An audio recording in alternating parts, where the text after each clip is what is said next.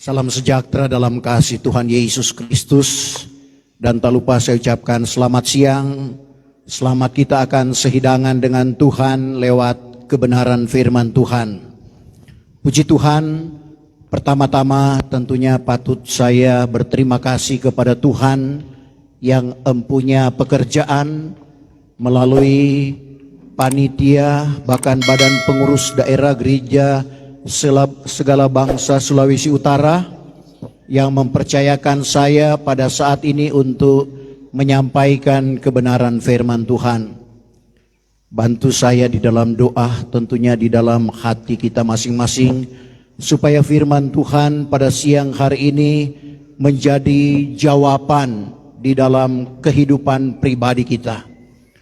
Sesuai dengan tema yang diberikan oleh panitia dan badan pengurus daerah, dari timur memancar kebenaran Allah dan Pancasila ditinjau dari sudut Alkitab. Masih ada tambahannya sebenarnya, peranan Indonesia di mata dunia. Puji Tuhan Bapak Ibu Saudara yang kekasih di dalam Tuhan Yesus Kristus. Untuk itu kita akan membaca firman Tuhan yang terdapat di dalam kitab Daniel pasal yang ke-9 ayat yang ke-22 sampai ayatnya yang ke-27. Untuk menghormati pembacaan firman Tuhan, saya jemput Bapak Ibu Saudara sekalian untuk bangkit berdiri. Daniel pasal yang ke-9 ayatnya yang ke-22 mulai, firman Tuhan berkata sebagai berikut. Maka berkatalah ia dan diajarnya akan aku, katanya, hai Daniel, sekarang aku sudah datang hendak memberi akal dan pengertian akan dikau.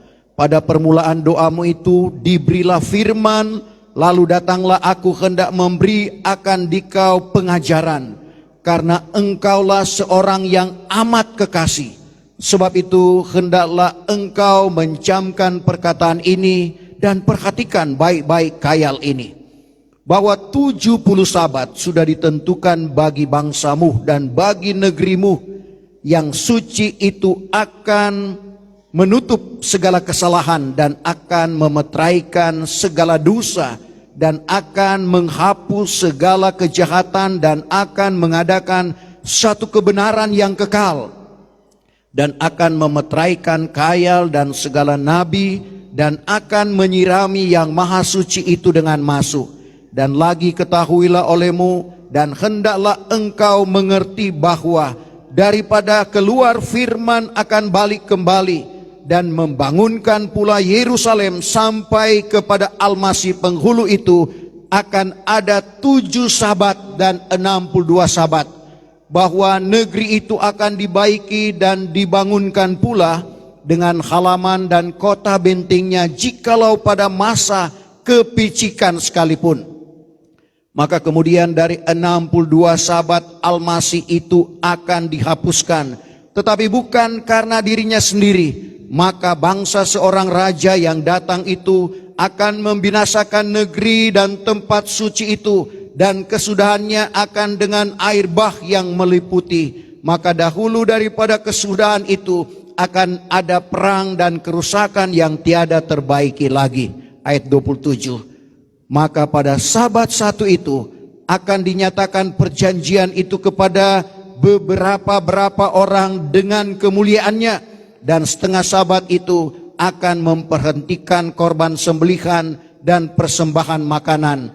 Dan di atas bumbungan Ka'bah akan terdiri alamat kerusakan yang haram, sampai semuanya sudah ditumpas, dan suatu kerusakan yang tiada terbaiki lagi itu sudah dicurahkan kepada si pembinasa itu. Terima kasih, puji Tuhan, silakan duduk.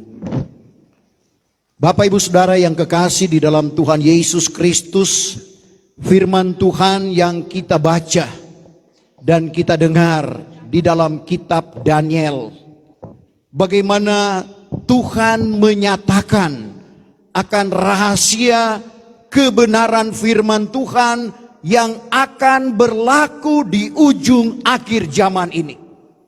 Karena apa yang diterima oleh Daniel pada waktu itu, belum berlaku pada zamannya, sehingga percuma juga untuk diungkapkan. Sebab itu firman Tuhan kepada Daniel, tutuplah olehmu kitab Tuhan itu. Dalam Daniel 12 ayatnya yang keempat. Daniel 12 ayat yang keempat. Tetapi akan dikau, hai Daniel. Akan dikau, hai Daniel. Tutuplah olehmu segala perkataan ini. Tutuplah olehmu segala perkataan atau firman Allah ini. Dan meteraikanlah kitab ini. Meteraikanlah kitab ini. Sampai kepada masa kesudahan. Sampai pada masa kesudahan di mana Bapak, Ibu saya dan saudara hidup. Maka pada masa itu, banyak orang akan menyelidik dia. Banyak orang akan menyelidik dia. Dan pengetahuannya pun akan dipertambahkan. Pengetahuannya pun akan dipertambahkan. Bapak, Ibu, saudara, bagaimana firman Tuhan ini luar biasa Tuhan anugerahkan di dalam kehidupan Daniel. Tentunya ada alasan Tuhan kenapa Tuhan sampaikan wahyu ini kepadanya. Sedangkan belum berlaku pada zamannya. Siapakah Daniel itu? Tadi kita sudah baca bahwa Daniel adalah orang yang amat kekasih. Berarti Daniel sangat mengasihi Tuhan. Bahkan dia mengasihi Tuhan lebih daripada mengasihi dirinya sendiri. Daniel termasuk orang yang dibuang ke penawanan di Babilonia karena kesalahan umat Israel, di mana mereka telah melakukan pelanggaran terhadap Tuhan. Dan Tuhan sudah mendatangkan nabi-nabi, termasuk Nabi Yeremia, untuk menyampaikan pesan bahwa mereka akan ditawan ke Babilonia selama 70 tahun. Seandainya tentunya kalau mereka mau dengar akan apa yang dinasihatkan oleh para nabi, maka mereka tidak akan dibawa ke pembuangan di Babilonia. Contoh orang-orang Nineve. Orang-orang Nineve sebelum Tuhan melakukan sesuatu, maka Tuhan menyuruh Yunus untuk menyampaikan 40 hari lagi Nineve akan dibongkar balik oleh Tuhan. Tetapi tindakan raja, bahkan rakyat, bahkan binatang diikut sertakan untuk berpuasa. Mereka mendengar akan nubuatan ini sekali lagi. Perintah raja kepada seluruh rakyatnya.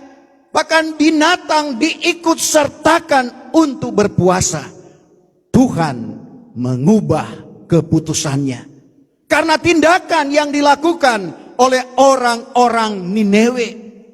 Dan ini tentunya mendukacitakan Yunus. Dia sudah sampaikan nubuatan. Dia tunggu-tunggu, ternyata hal itu tidak terjadi. Tanpa Yunus sadari bahwa sesungguhnya ada pertobatan bagi orang-orang Nineve. Tetapi umat Israel sama sekali tidak mau mendengar akan apa yang disampaikan oleh para nabi. Tapi meskipun demikian, masih ada benih yang tertinggal. Dalam Yesaya 1 ayatnya yang ke-9. Kalau Tuhan tidak meninggalkan kami satu benih, maka kami akan menjadi sama seperti Sodom dan Gomora. Yesaya 1 ayat 9. Ayat 9. Jikalau kiranya tiada ditinggalkan Tuhan semesta alam sekalian. Kalau Tuhan tidak tinggalkan kepada kami. Terus, bagi kami suatu benih. Niscaya kami telah menjadi seperti Sodom. Dan sama seperti Gomorrah pun. Jadi kita lihat ada benih yang Tuhan tinggalkan. Benih-benih itu tidak lain adalah Daniel, Sadrak, Mesak, Abednego, Nehemia dan lain-lain. Meskipun keseluruhannya bahwa kesalahan umat Israel menyebabkan benih ini juga turut di bawah kepenawanan. Tapi suatu hal yang luar biasa. Di dalam penawanan ini, Daniel justru dipermuliakan oleh Tuhan. Dalam keadaan situasi apapun Bapak Ibu Saudara, kalau kita mengasihi Tuhan dan jalan kita memperkenankan Tuhan, banyak cara Tuhan akan mempermuliakan kehidupan kita. Seperti Daniel, diangkat dan dipermuliakan oleh Tuhan. Karena dia ternyata adalah orang yang amat setiawan. Luar biasa Bapak Ibu Saudara, dia orang tawanan, tapi diangkat menjadi Perdana Menteri. Kerajaan Babilonia dipimpin oleh satu raja. 3 Perdana Menteri, salah satunya adalah Daniel. Dan 120 menteri. Indonesia kerja hanya 37 menteri. Tapi kerajaan Babilonia sekali lagi. Ada satu raja. Ada 3 Perdana Menteri. Dan ada 120 menteri. Dan satu hal yang luar biasa yang dipercayakan oleh raja kepada Daniel. Menteri-menteri ini harus bertanggung jawab kepada Daniel supaya dia negaranya tidak rugi. Bagaimana tidak ada kecemburuan sosial? Saudara, dia orang tawanan lalu menjadi Perdana Menteri, sehingga kedua Perdana Menteri dan menteri-menteri yang lain ingin mencari jalan untuk menjatuhkan Daniel. Tapi sekali lagi, Daniel adalah orang yang amat setia. Daniel 6 ayatnya yang kelima. Ayat yang kelima. Maka sebab itu dicari-cari segala menteri dan perdana menteri, akan sebab hendak menuduh Daniel dari hal kerajaan itu. Tetapi tiada didapatinya. Tiada didapatinya. Barang sesuatu sebab atau salah. Barang sesuatu sebab atau salah yang ada pada Daniel. Karena setiawanlah adanya. Daniel adalah seorang yang setiawan. Dan barang sesuatu salah atau jahat pun tiada terdapat dalamnya. Jadi kita lihat salah dan kejahatan tidak ada pada Daniel. Perdana Menteri dan menteri-menteri tahu bahwa Daniel setia berdoa kepada Tuhan. Untuk itu tanpa sepengetahuan raja, karena kita tahu raja sangat mengasihi Daniel dengan hikmat yang Tuhan anugerahkan di dalam kehidupannya.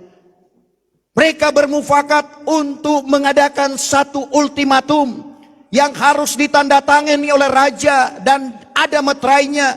Kalau sudah ada meterai dan ditandatangani oleh raja, raja sendiri pun tidak bisa mengubah keputusan itu. 30 hari kemudian ini, tidak ada seorang pun yang berdoa kepada siapapun, kepada dewa manapun, kecuali kepada raja. Daniel tidak mengindahkan akan ultimatum ini. Meskipun nyata-nyata bahwa sanksinya, hukumannya ada di kandang singa.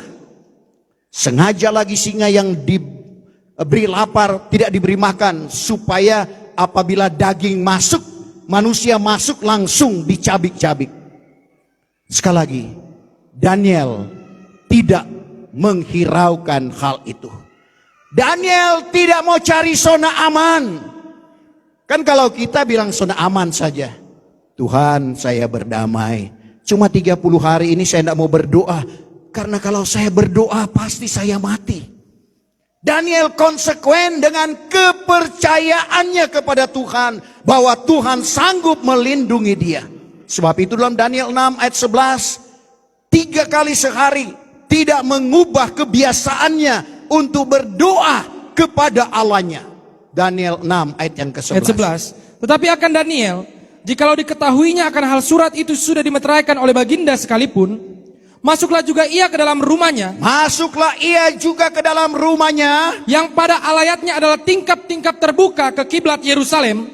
Dan pada sehari 3 kali bertelutlah ia dan meminta doa dan mengucap syukur kepada Allahnya, seperti biasa dibuatnya dahulu. Di dalam kesibukan Daniel sebagai seorang Perdana Menteri, 3 kali sehari seperti biasa, tidak mengubah dia untuk tetap berhadapan dengan Sang Pencipta. Kita juga harus demikian Bapak Ibu Saudara. Sehingga kalau kita senantiasa ada hubungan dengan Tuhan, kalau kita senantiasa memperkenankan Tuhan, rahasia Daniel tidak diterkam oleh singa. Karena ketahuanlah Daniel tetap berdoa kepada Allahnya, lalu dimasukkan ke dalam kandang singa. Singa tidak menerkam Daniel. Kenapa? Karena Daniel jalannya memperkenankan Tuhan. Bapak, Ibu, saya dan saudara, kalau kita memperkenankan Tuhan, musuh kita sekalipun, seteru kita diperdamaikan oleh Tuhan. Amin. Coba Amsal 16 ayat yang ke-7. Ayat 7. Jikalau jalan barang seorang memperkenankan Tuhan, Jikalau jalan barang seorang memperkenankan Tuhan, maka segala seterunya pun kelak diperdamaikan oleh Tuhan dengan dia. setru, musuh diperdamaikan oleh Tuhan dengan dia. Buktinya Daniel tidak diterkam oleh singa. Kenapa? Karena Daniel senantiasa memperkenankan Tuhan. Bahkan dia lebih mengasihi Tuhan daripada mengasihi dirinya sendiri. Satu hal yang luar biasa, tidak heran sekali lagi. Hal yang belum terjadi pada zamannya, nanti terjadi pada akhir zaman ini. Tuhan boleh berikan wahyu, karena dalam Daniel 10 ayat 1, Daniel menerima wahyu pada waktu itu. Daniel 10 ayat 1, Hatta, maka pada tahun yang ketiga daripada kerajaan Kores, raja orang Farsi itu, datanglah suatu wahyu kepada Daniel. Datanglah suatu wahyu kepada Daniel. Yang bergelar Beltsasar, suatu wahyu yang amat benar. Suatu wahyu yang amat benar. Akan hal perang besar-besar, maka mengertilah ia maknanya dan diketahuinya akan khayal itu. Jadi kita lihat bagaimana luar biasa Tuhan anugerahkan di dalam kehidupan dari Daniel. Dan hikmat yang Tuhan anugerahkan di dalam kehidupannya luar biasa. Karena benar-benar dia mempertaruhkan kehidupannya. Tadi di dalam Daniel 12 ayat yang keempat, di mana dikatakan, tutuplah olehmu kitab itu atau firman Tuhan itu. Nanti akhir zaman banyak orang akan menyelidik dia dan pengetahuan akan dipertambahkan. Kita lihat sekarang teknologi canggih. Segala sesuatu hanya ada di tangan kita. Saudara beli tiket di sini. Terima kasih kepada panitia yang sudah menganggarkan pembicara. Kalau itu untuk saya kembalikan kepada tim doa yang ada, yang selalu mendoakan saya juga. Karena doa itu luar biasa. Bagaimana pengetahuan semakin dipertambahkan. Anak saya di sini waktu saya di Malaysia minta uang. Hanya dengan HP saya bisa kirim uang. Saudara, teknologi sekarang canggih. Saya coba-coba kemarin ambil uang tanpa pakai kartu, cuma pakai HP. Jadi bukti pengetahuan semakin dipertambahkan, pengetahuan semakin disempurnakan. Saudara, orang bisa sampai ke bulan. Orang bisa dengan pengetahuannya yang luar biasa mempermudahkan. Anak-anak saya dia hanya beli barang-barang melalui Shopee Pay. Saudara, mudah, murah.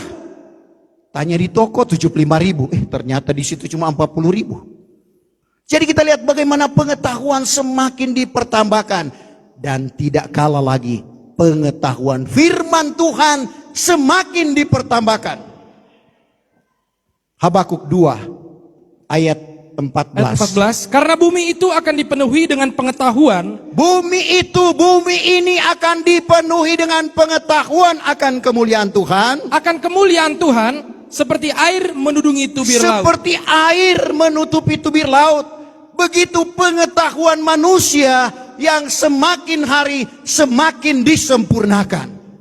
Demikian juga dengan pengetahuan firman Tuhan. Tentunya kita bersyukur kepada almarhum yang menerima wahyu ini. Di mana rahasia dari Daniel 9. Ini merupakan rahasia yang sulit, tetapi kepada Tuhan yang sulit sekalipun dapat Tuhan gampangkan. Tuhan sederhanakan sehingga kita boleh memahami akan rencana Tuhan di dalam kehidupan kita pada saat ini. Untuk itu Bapak Ibu Saudara, kita masuk pada rahasia 70 sahabat. Di depan ini ada gambar. Jadi 70 sahabat kita sudah baca tadi, yang terdiri dari 3 bagian. 7 sahabat atau 49 tahun itu pembangunan negeri Yerusalem, termasuk pagar tembok Yerusalem. 62 sabat di mana dikatakan Allah berdiam diri sampai Al-Masih dihapuskan, berarti sampai Tuhan Yesus disalibkan. Yang menjadi pertanyaan, di manakah satu sabat? Yaitu di ujung akhir zaman ini. Bapak Ibu Saudara, satu sabat, jadi 7 tambah 62, 69 sama dengan tambah 1 sama dengan 70 sabat. Jadi kita perhatikan bagian pertama adalah 7 sabat pembangunan negeri Yerusalem. Yang pertama adalah pembangunan pagar tembok Yerusalem yang dipimpin oleh Nehemia. Nehemia adalah anak bangsa yang cinta bangsa. Sehingga pada waktu dia mendengar tentang keadaan negerinya yang disampaikan oleh Hanani, satu hal yang luar biasa yang timbul di dalam hati Nehemia. Kalau kita baca dalam Nehemia 1, apa tindakan Nehemia mendengar keadaan negerinya? Nehemia 1 mulai ayat 1 saja sampai ayat yang keempat. Nehemia 1 ayat 1 mulai, bahwa inilah kisah Nehemia bin Hakalia. Bermula, maka pada sekali peristiwa, yaitu pada bulan Kisleu tahun yang ke-20, adalah aku di negeri Susan di dalam istana baginda. Maka datanglah Hanani, seorang saudaraku, dan beberapa orang Yehuda pun sertanya. Lalu aku bertanyakan mereka itu akan hal orang Yahudi yang telah luput, dan yang lagi tinggal daripada segala orang yang dipindahkan, dan akan hal Yerusalem. Ayat 3. Maka katanya kepadaku, adapun segala orang yang lagi tinggal daripada segala yang dipindahkan itu, ia itu adalah di sana, di dalam negeri itu, dan sangat kesukarannya, dan dalam hal kecelaan, dan lagi pagar tembok Yerusalem sudah terbelah, dan segala pintu gerbangnya pun sudah dibakar habis dengan api. Apa tindakan Nehemia? Ayat yang keempat. Demi kudengar segala perkataan ini, setelah Nehemia mendengar apa yang dikatakan oleh Hanani, maka duduklah aku sambil menangis dan berkabung beberapa hari lamanya. Pertama dia menangis, kedua dia berkabung, dan aku pun berpuasa. Dia berpuasa dan meminta doa di hadapan hadirat Allah yang di sorga. 4 hal yang dilakukan oleh Nehemia. Dia menangis, dia berkabung, dia berdoa, dan dia berpuasa karena bangsa, karena negerinya yang sudah hancur.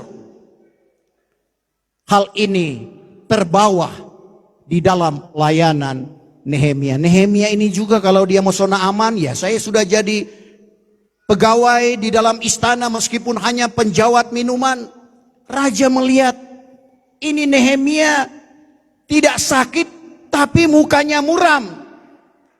Saudara, akhirnya raja berkata, dan disitulah kesempatan Nehemia mengungkapkan tentang keadaannya dan keadaan negerinya. Akhirnya dia diizinkan untuk membangun kembali. Yang dibangun pertama adalah pagar tembok Yerusalem. Saudara, meskipun ada tantangan, Tobia, Sambalat, Jesim dan lain-lain menghambat akan pembangunan tembok Yerusalem, sehingga Nehemia dan kawan-kawan di dalam membangun pagar tembok ini harus pikul senjata dengan tangan sebelah, mengerjakan pekerjaan dengan tangan sebelah. Artinya bekerja sambil berjaga. Dan pagar tembok ini diselesaikan dalam waktu 52 hari, tidak sampai 2 bulan. Karena apa? Karena sukalah orang banyak itu bekerja. Amin. Hamba-hamba Tuhan suka mau bekerja. Haleluya. Saudara, kalau kita suka bekerja, Tuhan akan mempermudahkan segala sesuatu. Pasti ada jalan keluar yang Tuhan akan anugerahkan, asalkan kita suka untuk bekerja. Sekali lagi, sehingga pagar tembok, dan ini tentunya punya pengertian rohani. 1 Korintus 2 ayat 13, barang rohani harus dibandingkan dengan hal rohani. Pagar tembok berbicara tentang hamba-hamba Tuhan. Sebab itu ada sekolah Alkitab. Saudara, untuk membangun hamba-hamba Tuhan, untuk menjadi pelayan Tuhan. Hamba-hamba Tuhan satu hal yang luar biasa. Kita ini hamba Sang Pencipta, bukan hamba manusia. Jadi kita adalah hamba Sang Pencipta. Bukankah itu suatu hal yang mulia? Meskipun mungkin pada pemandangan manusia itu hina adanya. Saya waktu sekolah Alkitab, orang tua marah. Tapi saya tidak heran karena ya mereka tentunya merindukan saya untuk menjadi sarjana dalam sekuler. Dulu kuliah di Fakultas Teknik Kendoon. Saudara, mau jadi insinyur sipil. Tapi Tuhan panggil Bapak Ibu Saudara. Dan saya tahu itu adalah doa. Doa yang dapat merubah kehidupan saya. Dulu pulang rumah mabuk-mabuk. Tapi ada mami saya di sini, meskipun bukan mami kandung saya. Ibu Richard Tuyuale tetap mendoakan. Akhirnya saya sekolah Alkitab, tinggalkan semuanya. Saudara, saya tidak menyesal setelah saya menyadari bahwa saya ini adalah hamba Sang Pencipta. Saudara, kita syukuri kalau kita jadi hamba Sang Pencipta. Sekali lagi mungkin pada pemandangan manusia, karena orang tua saya bilang mau jadi apa? Apa ngomong apa di gesbak dong. Tapi luar biasa Tuhan. Jadi kita perhatikan di dalam kehidupan kita. Harus ada tanggung jawab seperti Nehemia. Dia berkabung, dia menangis, dia berdoa dan berpuasa. Sehingga dia dapat melakukan pekerjaan yang dia rindukan untuk membangun pagar tembok pada waktu itu. Pagar tembok dulu, baru bangun Ka'bah. Ka'bah Tuhan itu berbicara tentang sidang jemaat.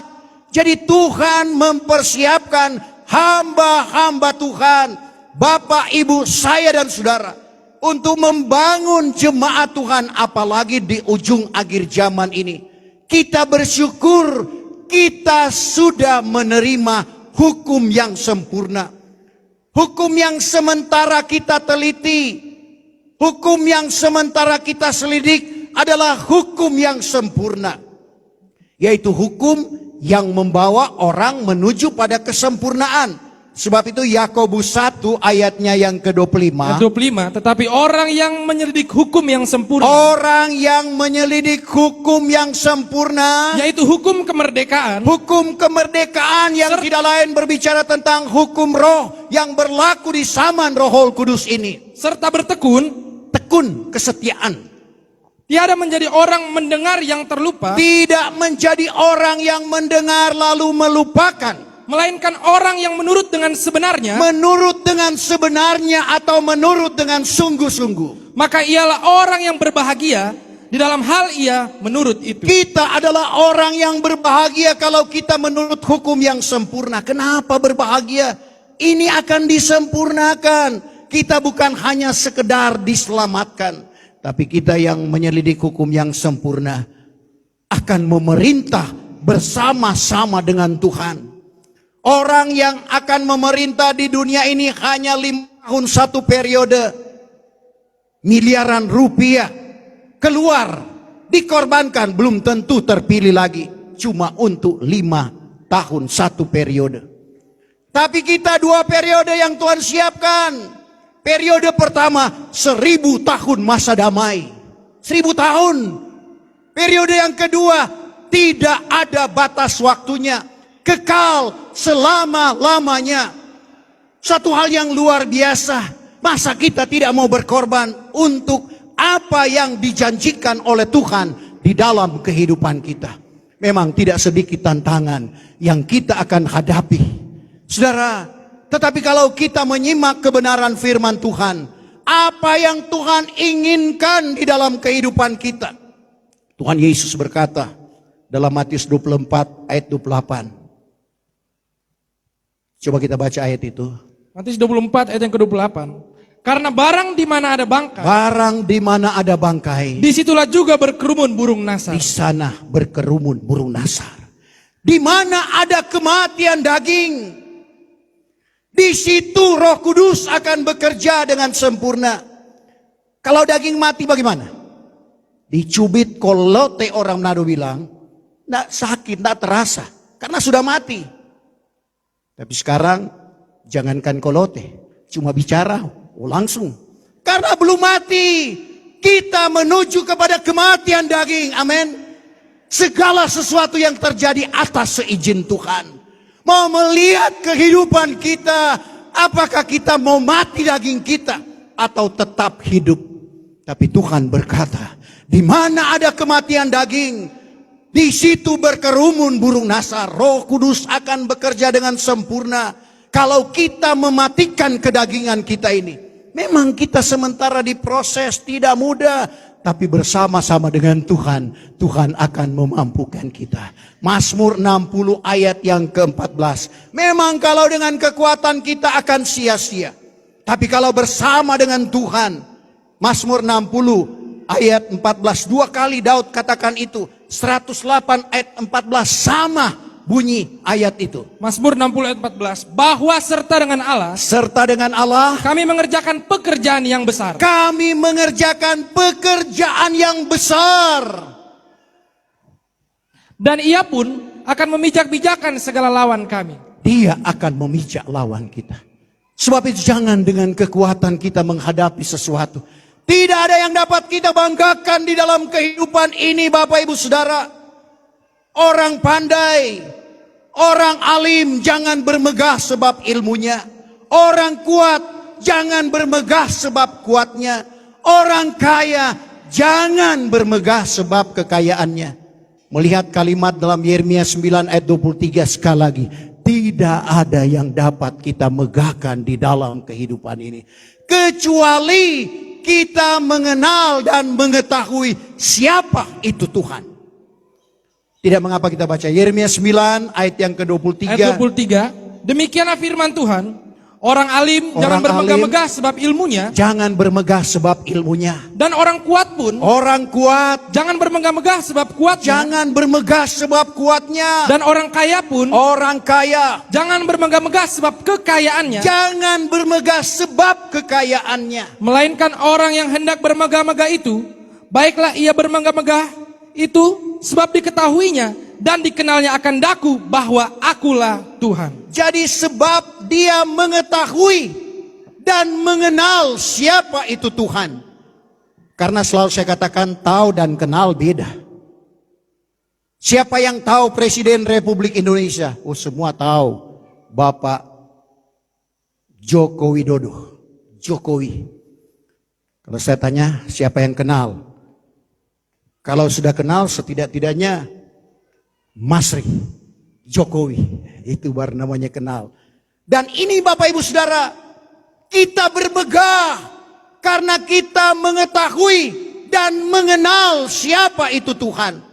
Jangan bertepuk sebelah tangan karena ada yang mengaku mengenal Allah tapi tidak dikenal oleh Allah. Dan itulah yang akan berlaku, mereka akan datang. Bukankah dengan nama Tuhan kami mengajar atau bernubuat? Bukankah dengan nama Tuhan kami membuangkan setan? Bukankah dengan nama Tuhan kami mengadakan banyak mujizat? Tapi Tuhan bilang, kita tidak kenal ngana. Undurlah ngana yang berbuat jahat, itu orang Manado bilang. Cuma di Manado kita bahasa Manado.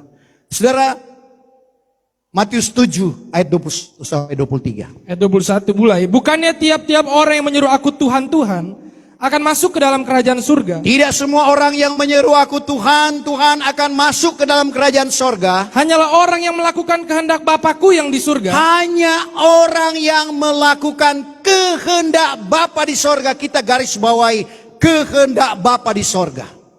Pada hari itu kelak, banyaklah orang yang akan berkata kepadaku, Pada hari itu kelak banyak orang akan datang berkata kepada Tuhan Yesus, Tuhan, Tuhan, Tuhan, Tuhan, bukankah dengan nama Tuhan kami mengajar? bukankah dengan nama Tuhan kami mengajar? Dan dengan nama Tuhan kami membuangkan setan? Dengan nama Tuhan kami membuangkan setan. Dan dengan nama Tuhan kami mengadakan banyak mujizat? Dengan nama Tuhan kami mengadakan banyak, bukan sedikit, banyak mujizat. Pada ketika itu aku akan berkata kepada mereka itu dengan nyata, Tapi Tuhan berkata dengan nyata, bahwa tiada pernah aku mengenal kamu. tidak pernah aku mengenal kamu. Undurlah daripadaku, hai kamu yang mengerjakan jahat. Undurlah kamu yang mengerjakan jahat. Sudah Tuhan tidak kenal, Tuhan bilang jahat lagi. Lalu bagaimana kita tahu bahwa kita mengetahui, mengenal Tuhan? 1 Yohanes 2 ayat yang ketiga. Dengan demikian, Ayat yang ketiga. Ya. Dengan yang demikianlah kita mengetahui bahwa kita sudah mengenal Dia, Kita sudah mengenal Tuhan jikalau kita menurut hukum-hukum. kalau kita menurut hukum-hukum Tuhan. Kenapa hukum-hukum berarti terdiri dari lebih dari satu. Hukum-hukum memang kita berada di zaman Roh Kudus. Hukum-hukum itu adalah bertobat, berbaptis dengan nama Yesus Kristus akan jalan keampunan dosa, lalu beroleh anugerah Roh Kudus yang dijabarkan lewat 7 tingkat iman. Jadi Bapak Ibu Saudara, kita tahu kita ini mengenal Tuhan kalau kita melakukan hukum-hukum Tuhan. Sekarang bagaimana kita tahu bahwa Tuhan mengenal kita, bukan bertepuk sebelah tangan. 1 Korintus 8 ayat yang ketiga. Ayat 3. Tetapi jikalau barang seorang mengasihi Allah, Siapa yang mengasihi Allah, ialah dikenal oleh Allah. ialah dikenal oleh Allah. Mengasihi Allah bukan hanya dengan ucapan bibir atau pujian kita. Aku mengasihi Engkau Yesus. Tidak hanya cukup dengan ucapan bibir kita, tetapi melakukan atau mengasihi Tuhan.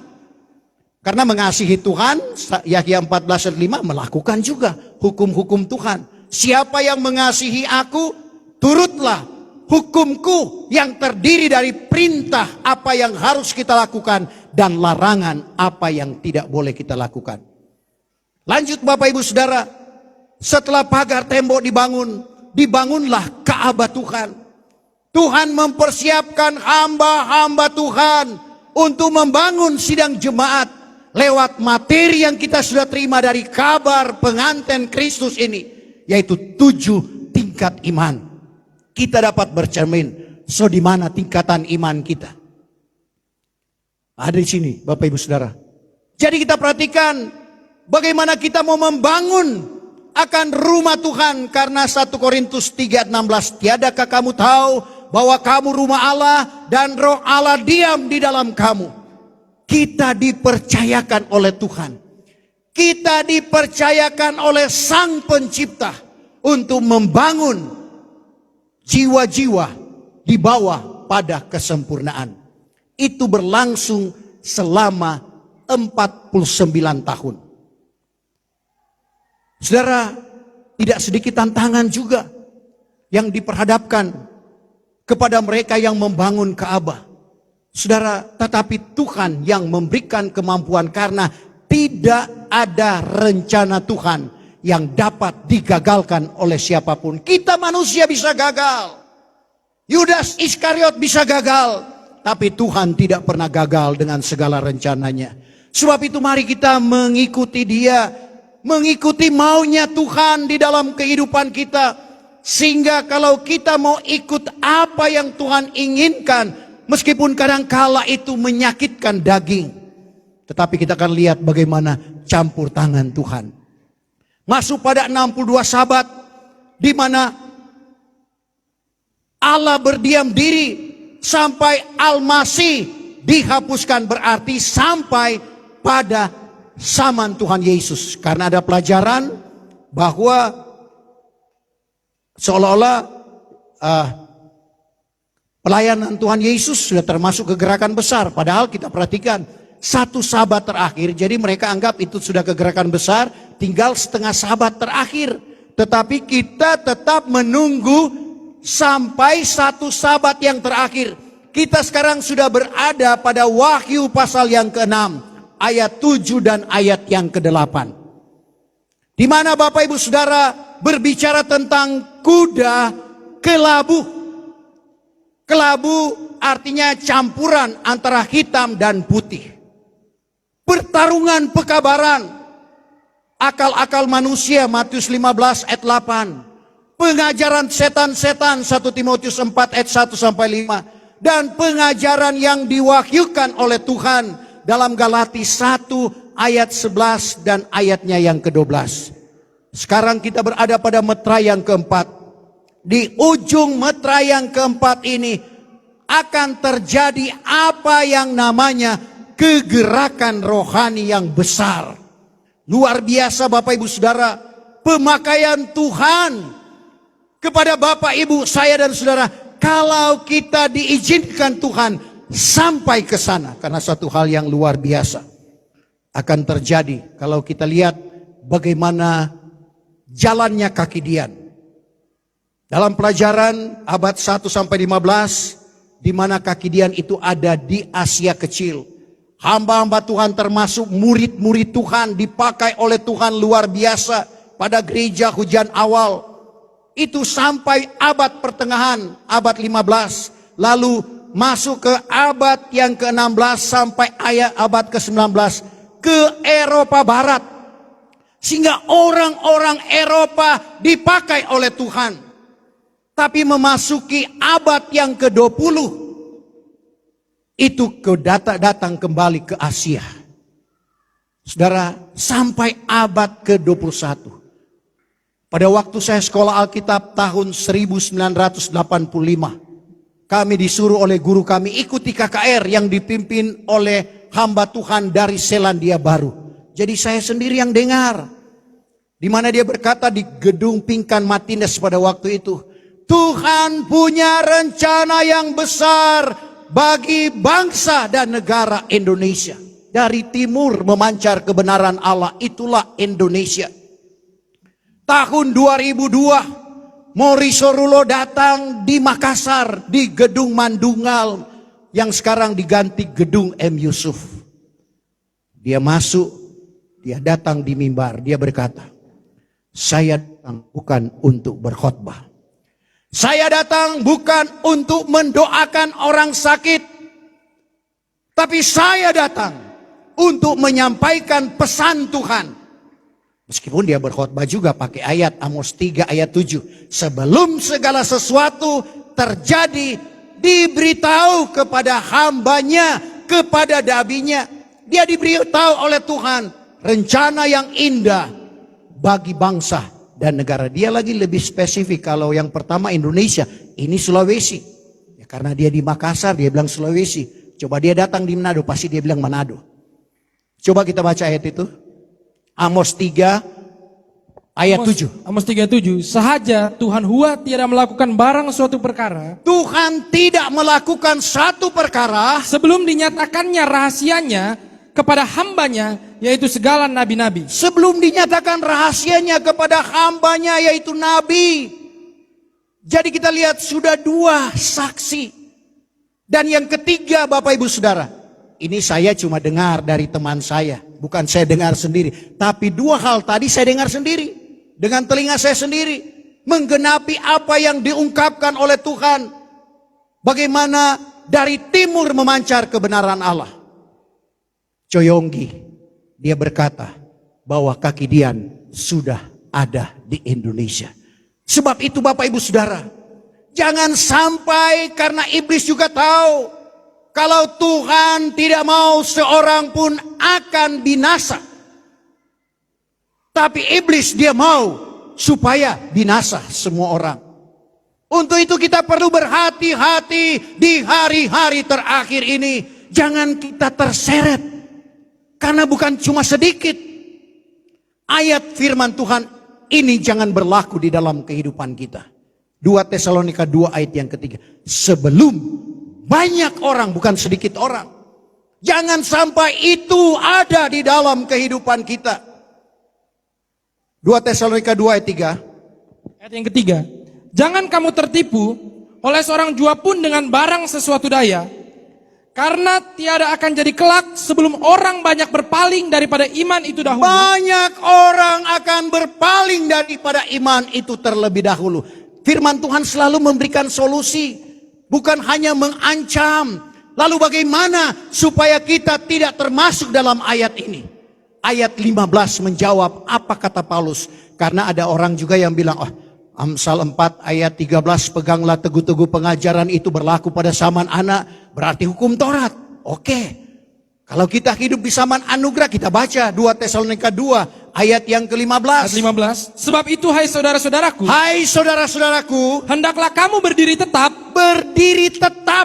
serta memegang segala pengajaran memegang segala pengajaran yang sudah diajarkan kepadamu, baik dengan perkataan, baik dengan lisan, karena almarhum juga dengan lisan mengungkapkan akan rahasia firman Tuhan, baik dengan surat kami. baik dengan surat, yaitu buku catatan yang kita miliki saat ini. Kita pegang teguh, jangan kita lepaskan, jangan kita goyah. Dan kita akan lihat bagaimana luar biasa pemakaian Tuhan di dalam kehidupan kita, asalkan kita tetap setia. Untuk itu kita perhatikan bagaimana jalannya kegerakan besar itu. Itu diungkapkan dalam Yeskel pasal 43. Bapak Ibu Saudara, bagaimana jalannya kegerakan besar, di mana ungkapkan di mana. Jadi saya sederhanakan ini, saudara baca dalam Yeskel 47, di mana mulai dari mata kaki, di lutut, di pinggang, lalu tidak terarungi lagi, sehingga Tuhan mengumpamakan tentang bebek-bebek, ya anggaplah ini bebek-bebek. Ada bebek A, B, C, masing-masing ada pagarnya. Sehingga meskipun ada pagar, kadangkala bebek dia menyeberang. Sehingga ada gembala bebek bilang, kau sudah curi bebekku. Tapi gembala ini juga berhikmat. Bukan saya yang curi bebekmu. Bebekmu yang curi makananku. Pelajaran bagi hamba-hamba Tuhan. Tidak usah bicara persoalan di mimbar. Bicara firman Tuhan. Kalau kita bicara firman Tuhan, Tuhan tahu apa yang menjadi kebutuhan sidang jemaat. Banyak kali saya alami, telepon, Pak Pendeta, ada yang saya mau tanyakan. Oh silakan datang hari Minggu. Selesai gereja, apa yang mau ditanyakan? Sudah terjawab lewat firman. Saya tidak tahu apa persoalannya. Tapi Tuhan tahu. Dia tahu firman Tuhan ini hidup dan berkuasa. Amin. Lebih tajam dari pedang bermata dua. Makan dalam, menceraikan nyawa dan roh, sendi dan sumsum. Dan tahu menyelidik ingatan dan niat hati. Saya tidak tahu apa yang ada di dalam hati Bapak Ibu. Saya tidak tahu apa yang ada di dalam pikiran Bapak Ibu.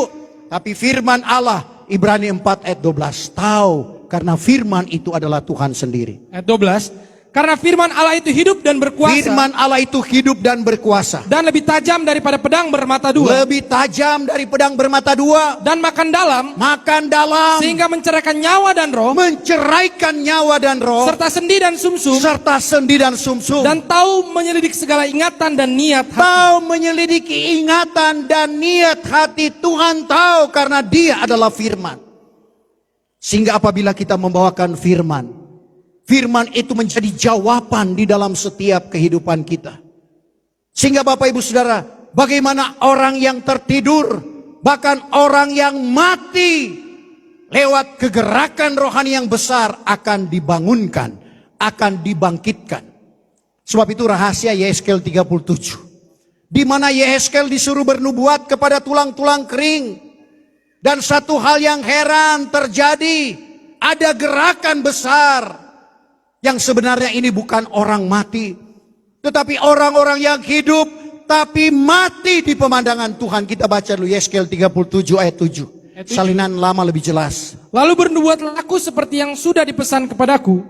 Maka sementara aku bernubuat itu, sementara Yehezkel bernubuat, datanglah suatu bunyi, datang satu bunyi. heran, maka adalah suatu gerakan besar, Inilah ayat firman Tuhan tentang kegerakan rohani yang besar. dan segala tulang-tulang itu menghampirlah tulang kepada tulangnya. Jadi kita lihat satu gerakan yang besar. Orang-orang yang mati rohani dibangkitkan. Seperti kita lihat jemaat Sardis dalam Wahyu 3 ayat 1. Disangka hidup tapi mati. Banyak orang yang hidup jasmaninya tapi mati rohaninya. Bahkan ada yang tertidur. Seiring waktu yang berjalan, meskipun jemaat Efesus dibangun dengan pengajaran rasul dan nabi, yaitu pengajaran yang diwahyukan oleh Tuhan, tetapi waktu juga yang menentukan sehingga mereka tertidur. Saudara, dalam Efesus 5 ayat 14 ada yang tertidur, bahkan ada yang mati rohani. Efesus 5 ayat 14. Itulah sebabnya kata firman, bangunlah hai engkau yang tidur, bangunlah hai engkau yang tidur, dan bangkitlah dari antara orang mati, maka Kristus akan bercahaya atasmu. Kristus akan bercahaya atasmu. Jadi kita perhatikan Bapak Ibu Saudara, yang mati rohani lewat kegerakan rohani yang besar akan dibangkitkan imannya. Sama dengan orang-orang yang ada pada zaman Nuh. 8 orang yang selamat. 8 adalah angka kebangkitan. Orang-orang yang dibangkitkan rohaninya di akhir zaman ini akan diselamatkan. Dan untuk itu Bapak Ibu Saudara, yang dipakai oleh Tuhan memasuki Yerusalem, rahasia ini juga berlaku di akhir zaman, akan memasuki kegerakan rohani yang besar. Keledai muda, anak-anak muda akan ditunggangi oleh Tuhan. Bukan berarti orang tua tidak dipakai oleh Tuhan. Orang tua juga dipakai untuk membimbing yang muda. Tapi yang ditunggangi oleh Tuhan adalah keledai muda. Jadilah orang-orang muda seperti rahasia firman Tuhan ini. Ada 4 sifat daripada keledai. Keledai adalah binatang yang bodoh. Bodoh di dalam dosa. Tapi keledai adalah binatang yang tajam pendengaran.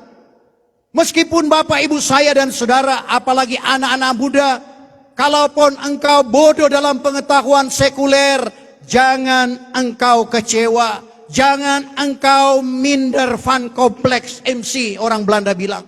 Jangan engkau minder. Karena kalau engkau menyerahkan dirimu kepada Tuhan, Tuhan pakai engkau. Amin.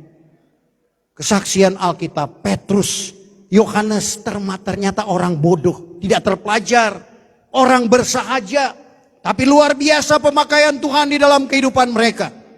Kisah 4 ayat yang ke-13. Ayat 13. Tatkala mereka itu melihat keberanian hati Petrus dan Yahya itu, serta pula tampak tiada berpelajaran, tampak tidak terpelajar, dan orang yang bersahaja, sederhana. Heranlah sekaliannya. Maka barulah dikenalnya keduanya, bahwa dahulu mereka itu bersama-sama. Inilah keadilan Tuhan. Yang bodoh, 1 Korintus 1 ayat 27, dipakai oleh Tuhan untuk mempermalukan orang yang bijak. Bukan berarti orang bijak tidak dipakai oleh Tuhan. Logikanya saja, yang bodoh Tuhan pakai, apalagi yang bijak seperti Paulus dipercayakan oleh Tuhan menyuratkan suratan Rom sampai Ibrani. Suatu hal yang luar biasa karena dia berhikmat. Jadi kalau kita pandai lalu kita serahkan kehidupan kita, oh Tuhan pasti akan pakai kehidupan kita. Bapak Ibu Saudara yang kekasih, jadi biar kita bodoh dalam pengetahuan dunia, tapi kalau kita mau dipakai oleh Tuhan, tidak ada satu yang menggugat kita. Jadi keledai itu binatang bodoh, bodoh dalam dosa, tajam pendengaran, penurut, dan menanggung kuk. Jadi kita harus menanggung kuk, dan inilah yang dikatakan oleh Tuhan. Tidak berat kok kuknya Tuhan. Tapi kita harus tanggung. Tanggunglah kuk aku dan belajarlah kepadaku. Karena aku lemah lembut dan rendah hati. Lalu kita berkata kalau mau belajar kepada Tuhan harus naik ke sorga. Karena Tuhan sudah di sorga. Kita baca dulu Matius 11 ayat 29. Ayat 29, tanggunglah kuk aku Tanggunglah kuk aku, dan belajarlah kepadaku, belajarlah kepadaku. karena aku lembut dan rendah hati, Aku lembut dan rendah hati. maka kamu akan mendapat sentosa bagi jiwamu. Kamu akan mendapat sentosa bagi jiwamu. Jadi kita perhatikan, pikul kuk Tuhan, belajar kepada Tuhan berarti belajar kepada firman Tuhan. Salah satu yang kita pelajari kepada Tuhan apa? Kasihilah seterumu, doakan orang yang menganiaya. Jangan kita membenci sesama. Setru kita pun, musuh kita pun harus dikasihi. Tuhan bilang, kamu sudah dengar, kasihilah temanmu, bencilah musuhmu. Tapi aku berkata kepadamu, untuk jelas Matius 5, 43, 44. Matius 5:43, kamu sudah mendengar perkataan demikian. Kamu sudah mendengar perkataan demikian. Hendaklah engkau mengasihi temanmu Hendaklah engkau mengasihi temanmu dan membenci seterumu. membenci setrumu. Tetapi aku ini berkata kepadamu, Tuhan Yesus berkata kepada Bapak, Ibu, saya dan saudara, kasihilah akan seterumu kasihilah akan setrumu. dan doakan orang yang menganiaya Orang kamu. yang menganiaya kita doakan, setru kita kasihi. Orang yang menganiaya kita doa, itulah ajaran Tuhan Yesus yang perlu kita belajar kepadanya, dan itu dia buktikan. Ampunilah mereka karena mereka tidak mengetahui apa yang mereka perbuat.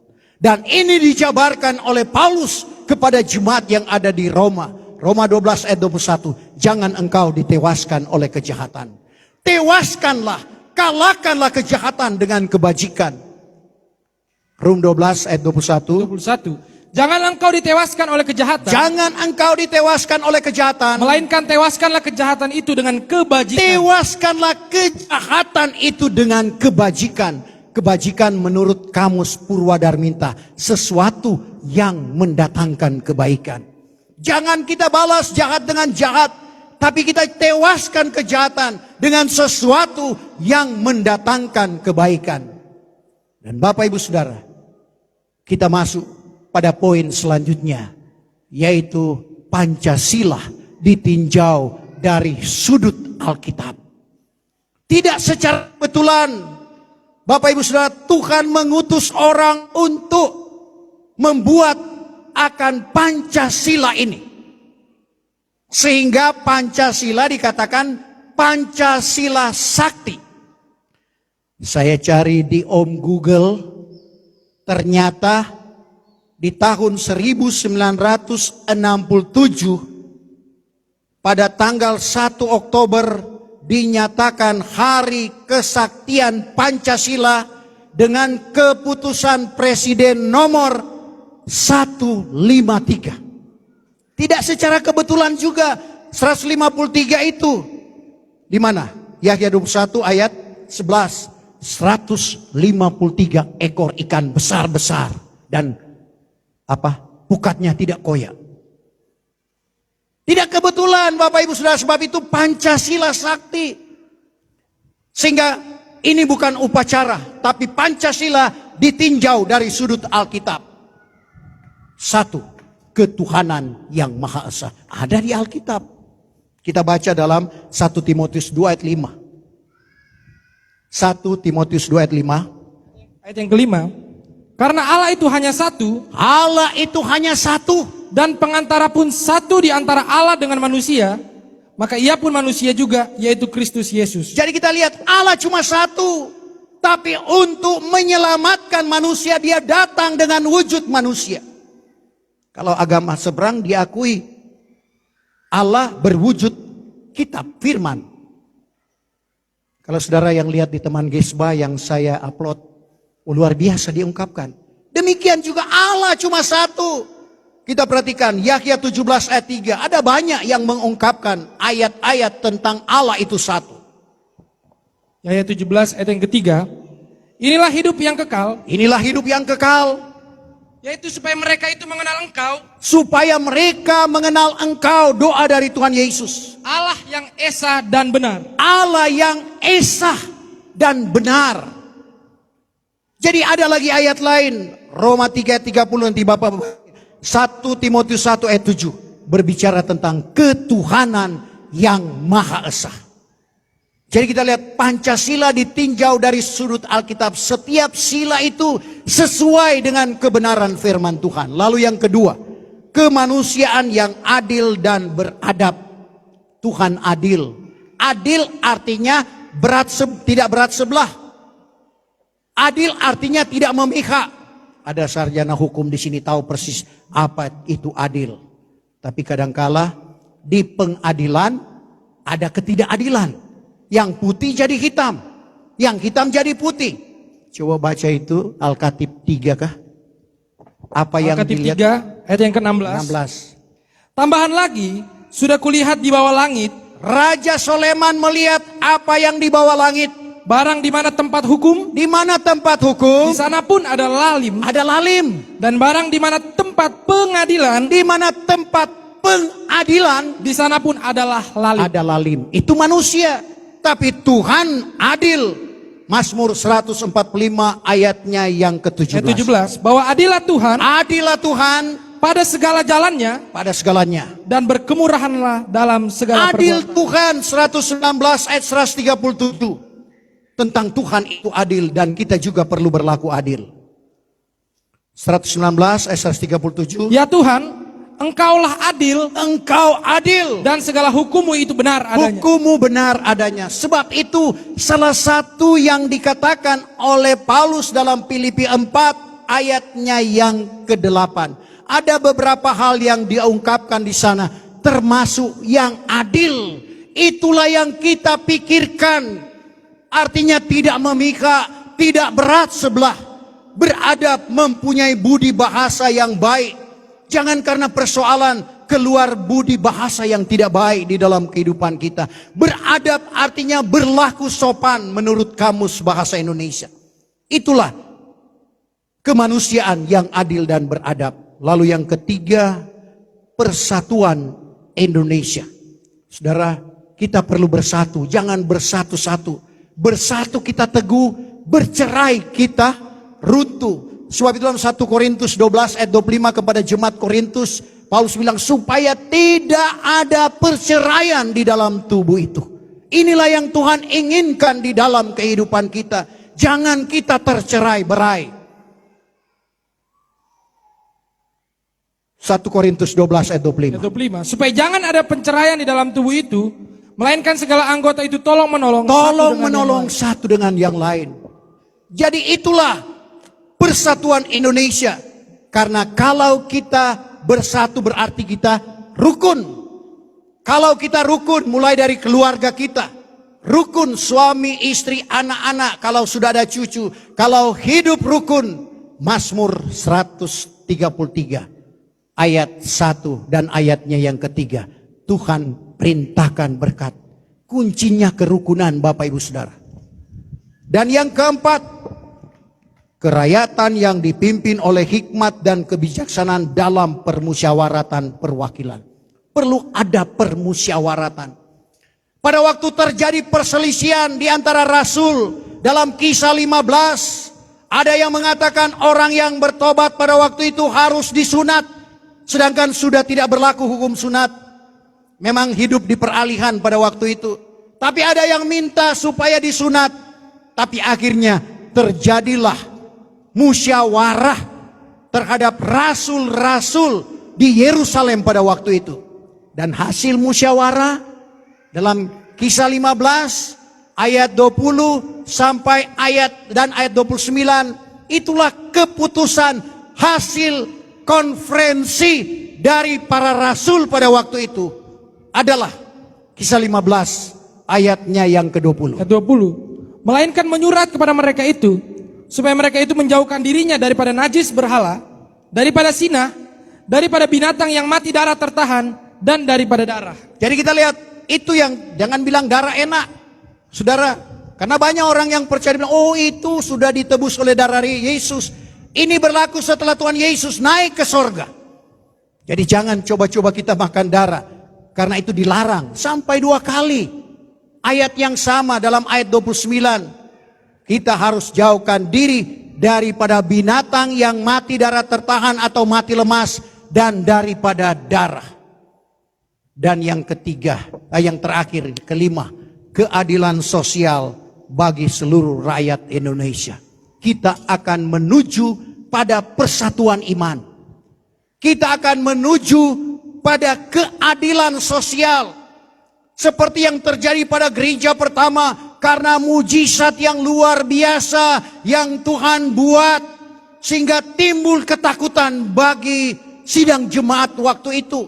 Akhirnya mereka menjual hartanya, dibagikan kepada orang-orang yang mempunyai kebutuhan. Coba Kisah 2 ayat 42 mulai. Ayat 42. Maka mereka itu pun bertekun di dalam pengajaran rasul-rasul dan di dalam persekutuan dan di dalam hal memecahkan roti dan doa. Maka datanglah ketakutan ke atas tiap-tiap orang. Maka datanglah ketakutan kepada tiap-tiap orang. Dan banyaklah mujizat. Banyak mujizat yang dirasulah. Dan tanda ajaib diadakan oleh rasul-rasul itu. Terus. Maka sekalian orang yang percaya itu adalah bersama-sama. Semua orang yang percaya bersama-sama. Dan segala milik itu dipunyainya bersama-sama. Harta Tuhan milik bersama. Amin. Kalau sekarang Pak Rudi punya mobil, ya Pak Rudi punya. Siapa yang punya mobil sini, ya dia punya. Tapi kalau masuk pada kegerakan rohani yang besar, harta Tuhan milik bersama. Amin. Satu hal yang luar biasa, timbul ketakutan bagi sidang jemaat. Tapi jangan coba-coba melakukan kesalahan. Sekarang ya masih ada pengampunan kita melakukan kesalahan. Sebab itu kita diproses, bukan langsung sempurna. Apa yang terjadi saat ini adalah proses bagi kita. Karena kita akan menuju pada siang yang sempurna. Amsal 4 ayat 18. 18. Akan tetapi jalan orang benar itu. Jalan orang benar itu. Seperti cahaya terang. Seperti cahaya terang. Makin lama makin bercahaya. Makin lama makin bercahaya. Sampai kepada siang yang sempurna. Sampai kepada siang yang sempurna. Kalau ada di garis khatulistiwa jam 12 kita dirikan tiang, tidak ada lagi bayang. Kita akan menuju kepada kehidupan kita yang tidak ada lagi bayang-bayang dosa. Kita akan menuju seperti yang saya sentil tadi, kepada kematian daging. Sehingga roh burung nasar itu bekerja dengan sempurna di dalam kehidupan kita. Untuk itu, kita perhatikan resiko yang terjadi apabila terjadi kegerakan rohani yang besar. Ada Om Ananias dan Tante Safira dalam Kisah 5. Jual sebidang tanah. Ya, untuk sekarang harga, tidak dibilang harga di Alkitab, ya taruhlah 100 juta. Karena tanah sekarang sudah mahal.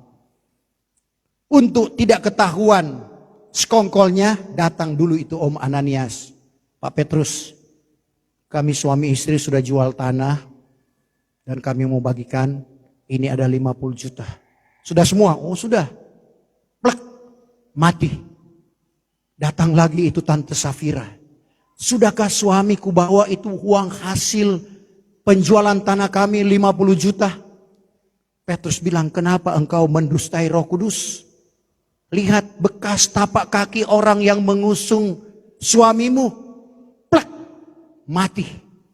Itu resikonya. Sebab itu kita perlu bertambah-tambah, bukan langsung bertambah. 1 Tesalonika 4 ayat 13. Sampai pada persatuan iman, yaitu satu pekabaran. 1 Tesalonika 4. Efesus 4 ayat yang ke-13. Efesus 4 ayat 13. Sehingga kita sekalian sampai kepada persatuan iman. Sampai pada satu pemberitaan kabar pengantin Kristus. Dan marifat anak Allah. Marifat anak Allah. Dan menjadi orang yang sudah akil balik. Akil balik artinya dewasa rohani. Sehingga bertambah-tambah sempurna sama dengan Kristus. Bertambah-tambah sempurna. Kita akan menuju pada kesempurnaan itu. Dan sekali lagi, kesempurnaan itu akan terjadi pada kegerakan rohani yang besar. 3,5 tahun ini pertama, saudara. Tapi kalau kita selidik kegerakan rohani yang besar, tidak sampai 3 tahun. Karena ada potongan mati sakit atau saman mengandung di meterai yang kelima, yaitu 280 hari. Tinggal 9 hari, tidak sampai 3 tahun kegerakan rohani yang besar. Dan kalau Tuhan izinkan kita di sana, kita akan dipakai oleh Tuhan. Lalu masuk pada meterai yang kelima, meskipun sudah disempurnakan.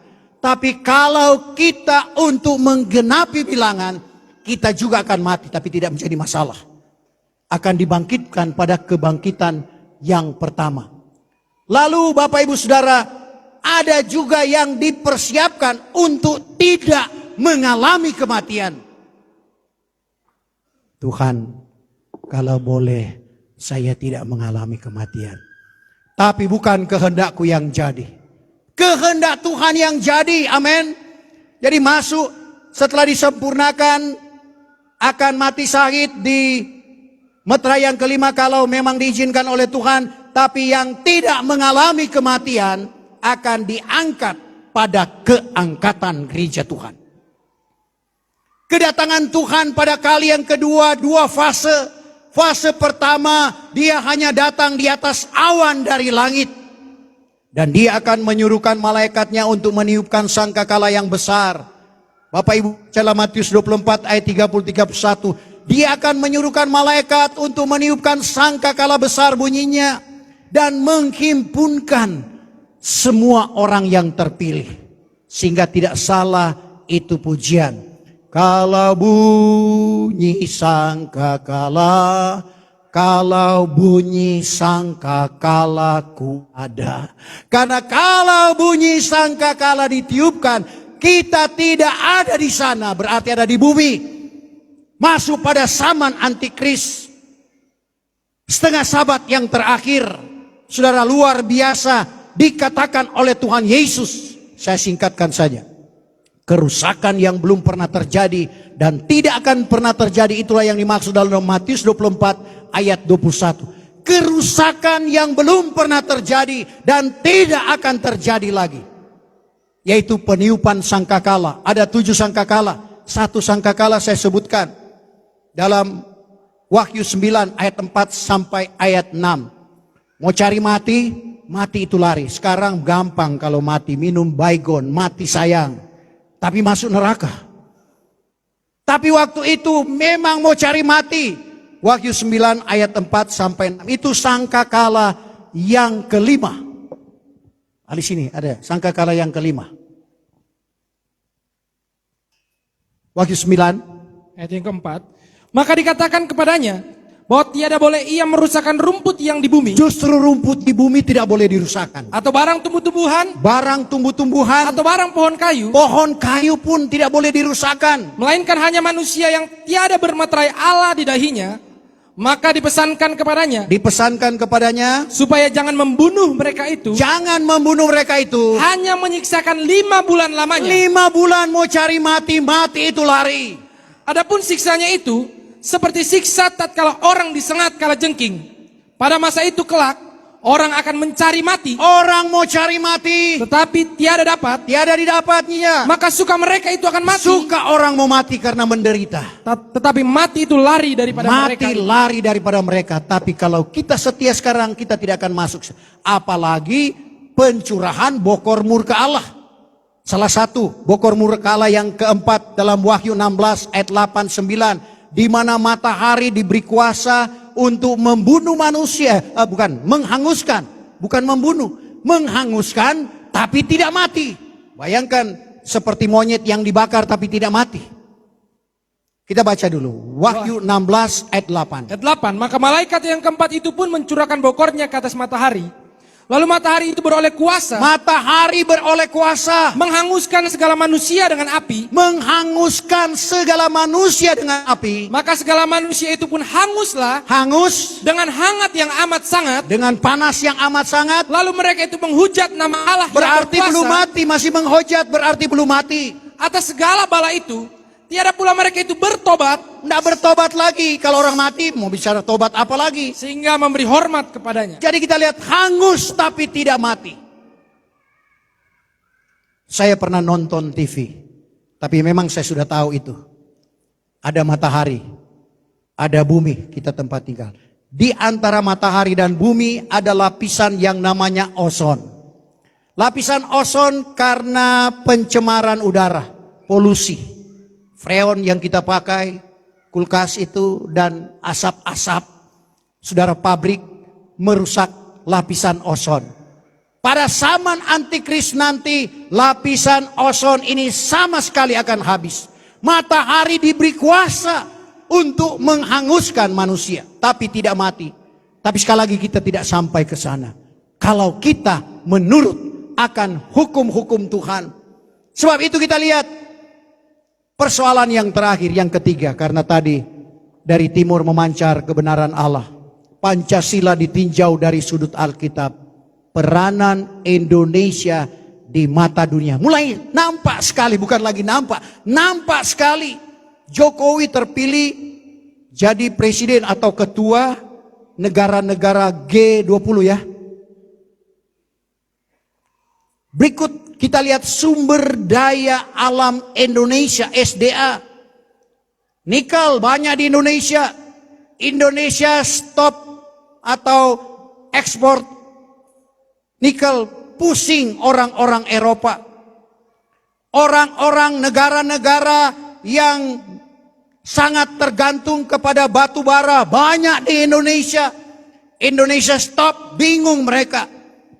Apalagi alat penerangan mereka melalui batu bara. Apalagi emas, sumber daya alam. Dan Tuhan utus Jokowi untuk memberantas korupsi. Dan kita lihat bagaimana kemajuan Indonesia. Karena ada peranannya. Luar biasa, kita bersyukur kita ada di negara Indonesia ini. Amin. Sebab itu kita syukuri panggilan Tuhan. Sebagai hamba Allah, sebagai saudara, bagaimana kita sebagai hamba Sang Pencipta. Saya jemput kita bangkit berdiri. Kita sempurnakan ibadah kita pada siang hari ini. Tak tersembunyi kuasa Allah. Orang lain Tuhan tolong, saya juga.